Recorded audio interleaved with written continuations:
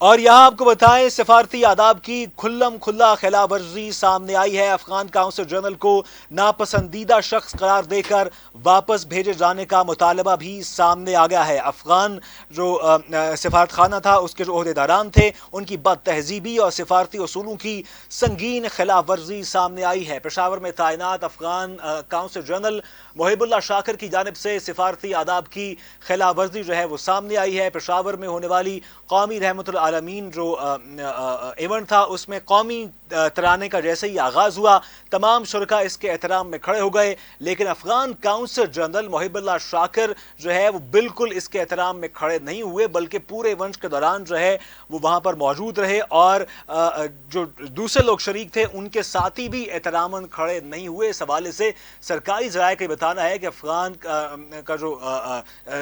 سفارت خانے کے جو اہلکار ہیں ان کا احترام میں کھڑا نہ ہونا سفارتی آداب کی کھلم کھلا خلاف ورزی ہے۔ سرکاری ذرائع نے یہ بھی بتایا ہے کہ سفارتی آداب کے تحت کسی بھی ملک کا سفارتی عملہ تعیناتی کے دوران میزبان ملک کے قوانین پر عمل درآمد بہت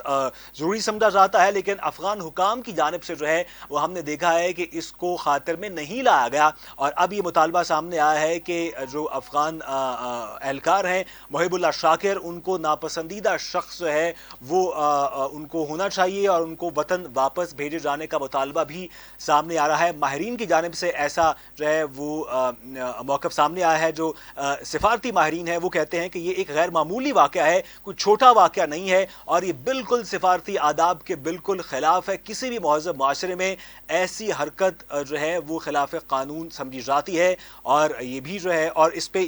جو صوبائی حکومت ہے اس پر بھی سوال اٹھتا ہے کہ انہیں پاکستان کی عزت اور سفارتی آداب کا کوئی خیال نہیں ہے کہ انہیں کسی ایسے شخص کو جو ہے وہ بلایا ہے کہ جس نے سفارتی آداب کا لحاظ نہیں کیا۔ یہ ویڈیو بھی وائرل ہو رہی ہے اور اس پہ سفارتی ماہرین سمیت جو دوسرے لوگ ہیں ان کا موقف بھی سامنے آ رہا ہے۔